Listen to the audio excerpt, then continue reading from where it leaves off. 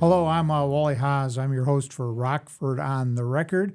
And today's guest is Ron Clewer, who's the Illinois and Indiana market president for Gorman Company. So thank you very much for being on the program, Ron. So Rockford is the hottest housing market in the country. Yeah, And that's a good and bad thing, isn't it? it is. It's a double-edged sword. I mean, it's great. It's hot because we still continue to have affordability, but affordability doesn't apply to all, right? So if we're looking at national housing prices in the 400 plus range, and here we're still in the 200 plus range, it makes it very attractive for folks who are interested in buying a house. The challenge is bringing in new folks where we don't have housing available, and we want new folks to come in, so we want housing available. So we need housing at all levels. We do, yeah. So, and you talked about the prices there a little bit. Now, Rockford's 200, whatever it is like a 51% increase over what it was just a few years ago. Yeah, it has drastically increased, as the rest of the nation did, right? So post-COVID, the desire to buy a house on top of years worth of unbuilt inventory, not stockpiling. The demand just really came at a time when we had no available inventory, and it came hard. It came fast, and growth, both in the housing market at a for sale side and a for rent side hit exactly at the same time. So trying to find a rental product became hard. Trying to find a home became hard. Prices escalated all across the country. Generally here in Rockford, we're a little bit behind the curve, and so our prices started to escalate later. But unlike the rest of the country now who built and is starting to see prices stabilize, we're actually still seeing our prices increase because we haven't truly built much of anything. So let's talk about housing terms a little bit. There seems to be some confusion when we talk about low income and affordable. Correct. So tell me, what's the distinction there? I talk about this all the time. So when I say affordable, oftentimes what somebody who's hearing me say affordable thinks is, oh, low-income housing. And the two are not the same product. So low-income housing is housing that is available to individuals who need affordable housing at 60% of area median income or lower. And affordable simply means anybody, whether you're making, $10,000 a year or $2 million a year, you're not going to spend more than 30% of your income on housing. And we know that if folks do spend more than 30%, particularly at the middle income level and below, that they then forego, common expenses that we all really need to invest in, things like preventative health care, education, home repair, car repair, because they just can't afford it because they're putting so much money out to be housed. So when we talk about these ranges of low income, affordable, we need housing at all levels, don't We absolutely do, and I think what the post-pandemic housing boom has showed us is that for folks looking at us from the outside, we remain affordable, right? As I said, national prices, average price is over 400. Now ours is just over 200. Half price, right? So it's a big deal. The challenge is for folks who live in Rockford, it's not always affordable. And so what we're seeing is now both on the for sale side and home ownership for sale and on the for rent side, a large number of our residents are growing towards what's housing burdened. And so if you're housing burdened, you are not experiencing affordable housing. You're spending more than 30% of your income on housing. And so we see in the rental market that burden rate is up near 50%. It was as high as 60%. So 6 in 10 renters not able to afford rent. On the other side of that, on the for sale home ownership side, it's about 20% of our residents.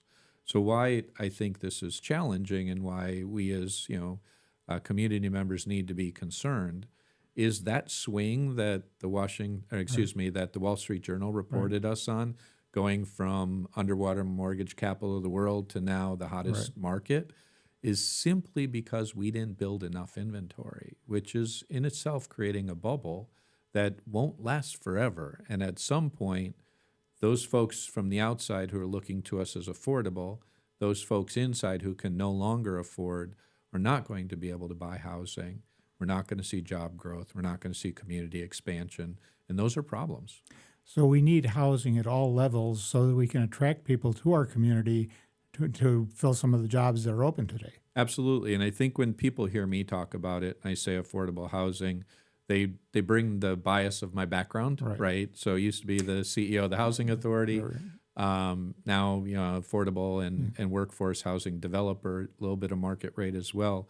So when I say affordable, not only do they generally think low-income housing, but they see my face and hear my voice, they automatically think low-income housing. That's not what we're saying. A few years back, in 2021, we did a study for Rockford Housing Development Corporation, now called the Platform Group, where I'm the vice chair of. And at that time, we saw that there was on our upper end of our housing market. So back then it was the 200 plus, right? Now today it's the 300, 350 plus. There was a need for about 500 homes in our community. And so these are folks that generally are going to be, corporate executives or at least upper management in our companies, right? So the high end of the market, the low end of the market are the ones that are most constrained. The middle, they kind of eat each other up, right? So if you can afford a $300,000 home, but they're not available, you may buy a $200,000 home, right? Or if you can afford a $1,500 a month apartment, then you may move down to something that's closer to $1,200 or $1,100, which is really where kind of our entry level rental market is these days. And so, it takes away inventory from people in lower economic sectors. Okay, so there are some projects being worked on right now that would create some housing. Coleman Yards, Garrett Lane, Avon Street. Yep. Is it too little, too late? I always worry about that. I think it's too little, and shame on us for making it so late. I think we've struggled as a community to think about the need for housing. We get into this debate over affordability versus low income, and to me, they're barriers to making decisions. And so now that some decisions have been made, like Barbara Coleman and the Garrett Lane project, the Avon project, it's going to come at the end of the cycle. Right? Because what we know is the cycle will come down, right? And so rather than building as we're going up cycle and having housing available, we'll be coming down cycle and having housing available. And it could just mean that, lease up will take longer, or the sales process may take longer. The sales price won't be captured, right? So it's good it's being built. I'm thankful it's being built. But yes, we should have been planning for years to be building sooner than we were. So should be looking toward the future and creating some more housing in addition to what is on the books today. Absolutely. If you look at the city's own housing study, right, they released a housing study that they did, the needs assessment. That was the baseline for a housing plan the city wants to create the beginning of next year. That report said that we have somewhere between 3,000 and 9,000 jobs that are coming to our region. And so, rather than dispute the quantity of jobs, we can say jobs are coming, right? And it's a minimum of 3,000. And we can't house 3,000 people today. So we invest a lot of money in job growth, right? We invested in the Stellantis deal. We invested in the airport expansion. We invested in PCI and all these checks we write, so to speak, to expand business.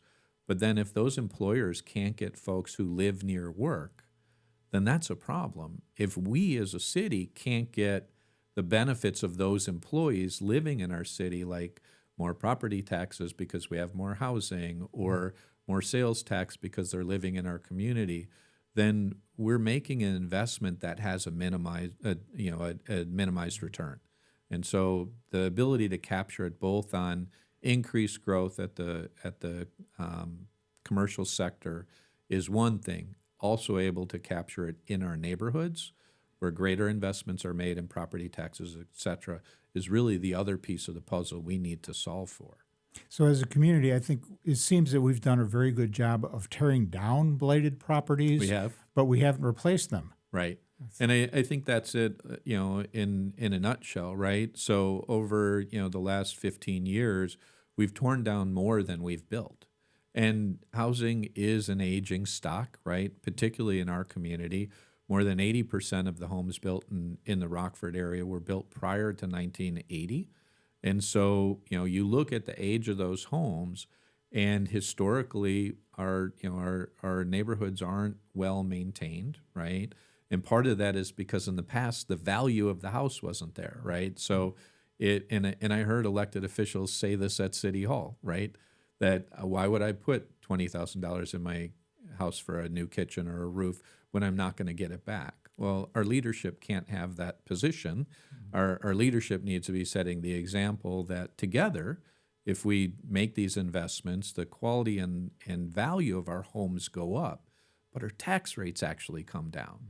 And I think that's the fear. People are afraid if they invest in improving the quality of their home, their taxes are going to go up. If we're able to expand housing and expand our tax base, and we're able to improve the quality of housing, tax rates actually come down, because at the end of the day, that bucket of tax expense is going to stay the same. It just gets divided differently if we have higher assessed values. Now, one of the criticisms has been that there's no spec housing being built. Right. And the reason for that is that construction costs tend to be higher than what that value of the home will be once it's completed. Correct. Is that a fair assessment? That's a very fair assessment. It's something we've looked at for years, and going way back to when I was at William Charles, we looked at how might we put some housing on Fincham Road, which is over Perryville and East State, just south by Panera, right? And that land has been there forever. William Charles and First Rockford Group, First Midwest now owned it in partnership. We couldn't get the numbers to work. The reason you see more downtown development in the housing space is that gap can be filled with our state historic River's Edge tax credit and our federal historic tax credit that collectively in the River's Edge zone amount to about 45% of the actual costs. So when we look at our pricing here, we know that as developers, our labor rate in Rockford is generally somewhere between 0.5% and 1% higher than the Chicago market. Our materials can be about 4% higher than the Chicago market. Part of that is distribution, right? We don't, a lot of goods come into Chicago, easy to distribute locally. To get them to Rockford, it costs a little more. There's transportation. So some of that, it's great that we're seeing the airport expand for incoming material, but we're not getting the benefit in the housing market yet for housing materials. But our costs are a little higher. And, I actually, interestingly enough, have a project in Naperville. And I hear oftentimes Naperville used as a comparison against Rockford in this affordable housing market. And my costs on the Naperville project, which have high design standards, are less than my costs on my Avon Street project. So what we had to do at Avon is we're building 64 units for the same price. I'm building 81 units in Naperville. And at the same time, our rent on that Avon project, because there's part of it that's affordable low-income rent, is going to be $700, about $790 a month on the low end, and then it goes up to about $1,200 a month. My Naperville project, the same affordable, set of people we're going to serve, the 30 and 60% area and median income. My rent starts at $1,400 and goes up to just over $2,000. So I bring in, more than double the revenue as a developer, and I have, I have lower expenses as opposed to here where I have higher expenses and lower rent. So that's what creates the gap, right? And trying to work through that gap is what's difficult. The same exists on the single family side, right? So we are now seeing, though, and this is why it would have been smart to be building on the upside of the curve, because if a new construction home now, it's about $200 a square foot, 2,000 square foot home is going to be $400,000. That doesn't include the price of the land. It doesn't include the driveway. It doesn't include the landscape. And so, you put another, $25,000 to $50,000 on top of that. You can buy a 2,000 square foot house still, in the $300,000 range. So there's still a gap, right? But when that house was 200,000, the gap was much bigger. And so it would have been good to have inventory to take advantage of the high price. Okay, so when you talk about we failed to build on the upswing, isn't that more of a private sector decision not to do anything? Is there anything that government can do to encourage people to build when our officials see something like that happening? Sure, and I'm thankful that the city is starting to do some of those things and have been in 2024. But let's face it, the private sector is never going to go into something where they're going to lose money, right? Just doesn't work. It's not a good business model. You may make a choice on occasion to take a haircut on a project or a building, but you're not going to consistently do it. And that's what's been asked. Consistently lose money as a developer. That's why the developers don't come to Rockford. And so when you can make that gap, as in the case of historic, then there's attraction, right? But in this case, what government can do, and this is one of the things private sector has been talking about for quite some time, is our land use regulations, our speed to get a product to market, our costs for sewer connections, water connections, building permit fees, all that stuff, right? So as an example, we're doing the Lafayette Hotel here in town. My building permit was $121,000. Now, I am doing a 50-unit development in Chicago that costs $10 million more than this project, and my permit fees were about $90,000. So our fees were higher too. And so could government assist by reducing fees or eliminating fees? They've done a great job of that.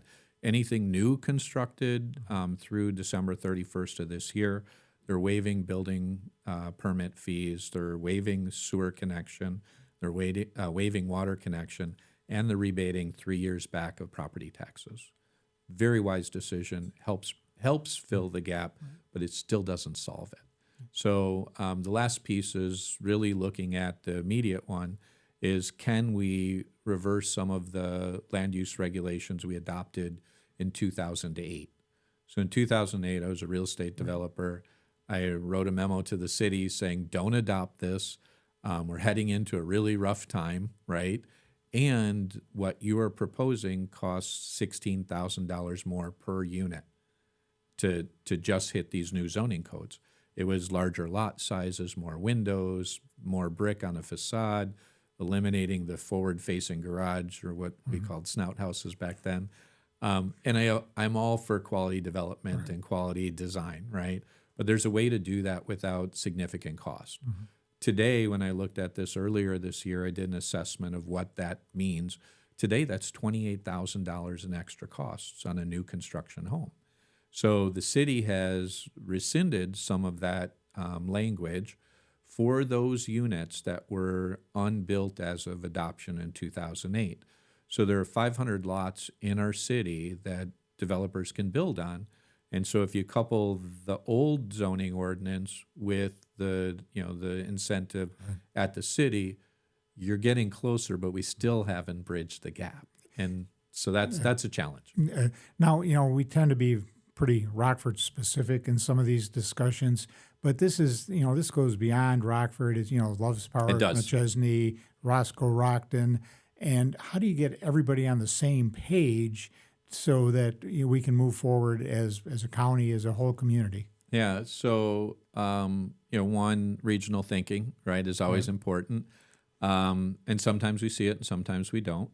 But I also think that there becomes a challenge to doing work in Rockford that is generally, a feeling out there in the community. Warranted or unwarranted, there's a feeling out there in the developer community, in the business community. And so there's a feeling that the Loves Park, McChesney Park, Roscoe, Poplar Grove are much more friendly, right, to do business in. And so we're seeing businesses navigate there. We're seeing homes being constructed. And so part of that is, I don't look to Loves Park and McChesney saying, geez, you're stealing our people. I'm saying, why does this persona exist about our city? And why do people choose not to come to Rockford to make a decision and immediately go to somewhere else that they believe is more developer friendly or more building friendly? And so I think we need to work on our reputation, and that's one. The other is I think R1 is doing right now a housing study for regionalism, and really thinking regionally how might we attract homes and business.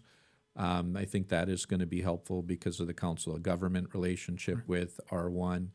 But like, this is all great. And I don't mean to sound like a complainer or a whiner, but we've been talking about the need for this for more than a decade.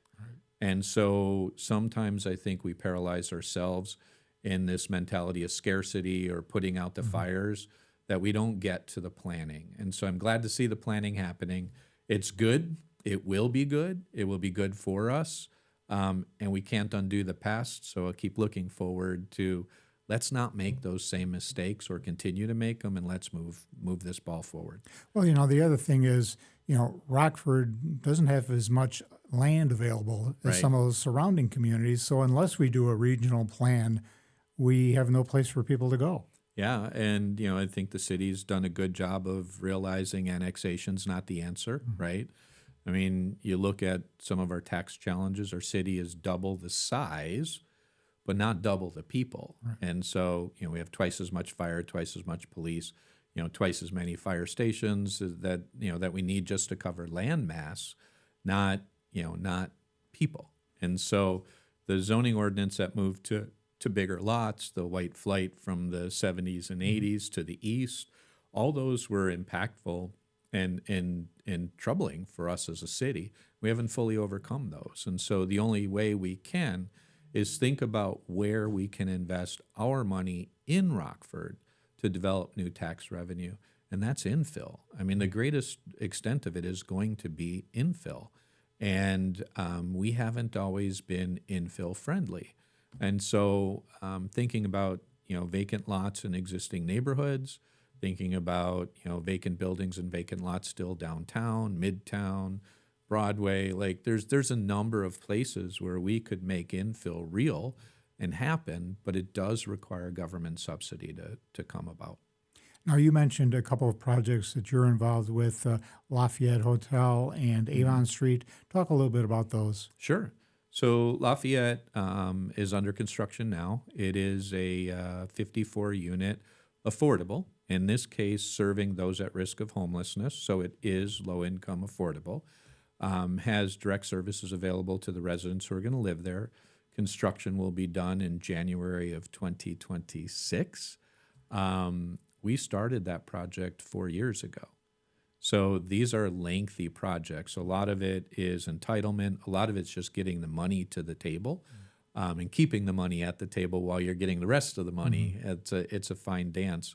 But we're converting it from what used to be studios, single room occupancy, and a couple of apartments that were bigger, to now everybody will have a kitchen, everybody will have a bathroom, and there'll be studios in one bedroom. So we went from 66 units to 54, and then also we'll have 2 commercial spaces along Church Street. It's full historic rehab. It's going to be an amazing project, high quality. I know that it's important to the city. The Lafayette used to be the space that the city was able to place homeless individuals while they were finding permanent housing. We are going to take it out of the hotel business and make it permanent supportive housing. So there won't be that cycle of people through, but there will be that stability for folks experiencing homelessness. And our homelessness has drastically risen the last year and a half because of the price of housing. So I'm excited about that project. I am excited that it helps the city maintain its title. And I think that's something we need to be focused on. We were the first city to effectively end veterans' homelessness, first city in the nation. And then we moved on to effectively and chronic homelessness. And so it didn't mean that there weren't homeless people. It just meant that as soon as we identified them, we could get them housed in 30 days. And so that to me is a good thing because we were losing that title. And to me, it's not about the title. It's about we were serving people and getting them housed. Then the Avon Street project's an exciting project, multi-use site. It has 64 units of affordable housing from up to 60% of area median incomes. These are folks making, single folks making $36,000 a year. We're going to have 6 homes that'll be built by Habitat for Humanity that are for sale. We've got about 40 duplex units that are also for sale. And then at the south end, there's an old warehouse that we've gotten historic status on that will be converted to an arts incubator with 8 resident artist lofts. So exciting project to be super cool. We're excited for it. There's one piece of property that will be left that will be our final project, which we're looking at a culinary school with somebody local. And to me, that's super important. We have one on the east side of town. The school district is advancing one, which is great. But in that spirit of sometimes, we do things much later than the data says we should. When I was at RHA in 2013, we identified there were about 1,400 Black and brown kids who wanted to learn culinary arts. And that's at a time when we saw the largest dropout rate amongst Black and brown kids. So I'm super excited the school district is all in on culinary arts now. I get why before they weren't. There was a feeling about livable wage. But if you can entice and excite kids and you can serve a huge business need in our community, that's great. And eventually, once folks are working, they move on to other careers that are living wage. So I'm not condoning low-wage jobs. What I'm saying is it's a path, and we had missing spots in the path. These are entry points for people who otherwise were left out of the jobs opportunity. Now, one of, I think, the side benefits of the Avon Street project, at least in my view, is that it will help transform that neighborhood. Absolutely. That entire neighborhood. Now, some people worry about gentrification when you do something like that, but I see it as homeowners who are there are then encouraged to improve their own properties, and therefore everyone will benefit. Absolutely. I mean, it's a $43 million project. It's going to be very high quality. It is the work that Gorman does and Platform Group does. And I think, anytime you see investments in a neighborhood, then neighbors feel like, my neighborhood is worthy. I should do a better job of maintaining my house. I can invest because my home is worth more now, right? I mean, if you look at, and I know this is going to be controversial when I say it out loud, but if you look at the neighborhood around the Grove, everybody thought when the Grove or the South Noontown project was happening, their property values would plummet. And admittedly, at the time, our real estate market was not good. The whole city went down. Their neighborhood went down less than the balance of the city. And when we look at it now, there's a home for sale over there now for $179,000 just down the block from us that was $99,000. So it didn't impede their values. If anything, it caused people to invest in their homes and reap the benefits of higher sale price. So we'll see the same thing in the Ellis Heights area around Avon, because this is what happens every time you invest in a neighborhood. And so that's why people fear gentrification, because the neighborhood values will start to go up.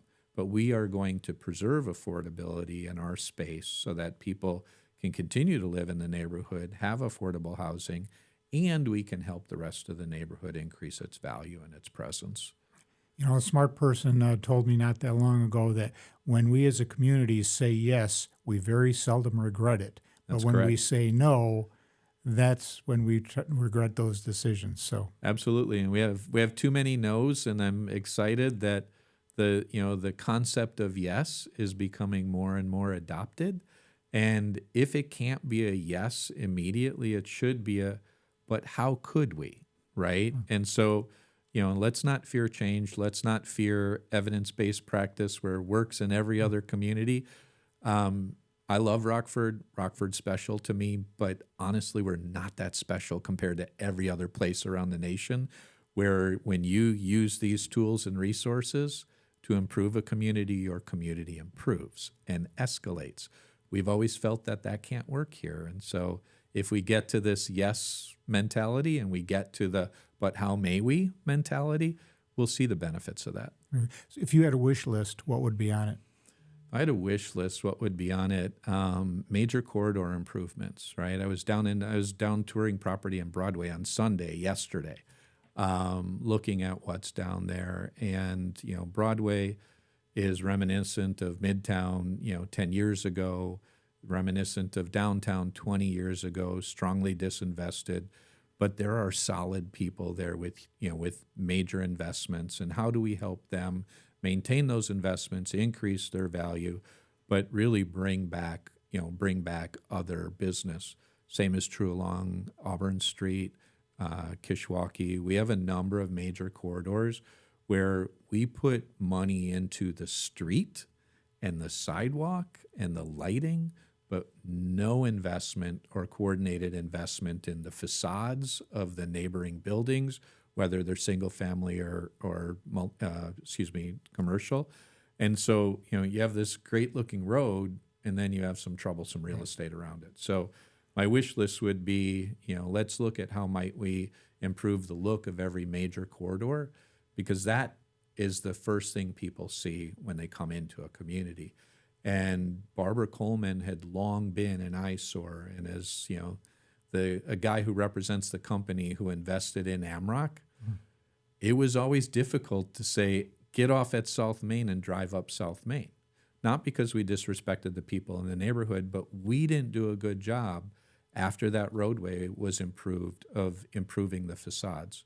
So to have a whole block down there with red X's on them, right next to Barbara Coleman, have Barbara Coleman in the same condition, it's a problem. It's an aesthetic problem. Aesthetics bring down property values to the surrounding neighbors. So I'm excited. I think that wish list needs to include major corridor improvements of real estate, both commercial and residential. And so we should align our resources around that, because then we could spread out, no different than we've seen happen downtown, right? Investment spurs new investment. Whether it's public investment or private investment, it's always going to spur new investment.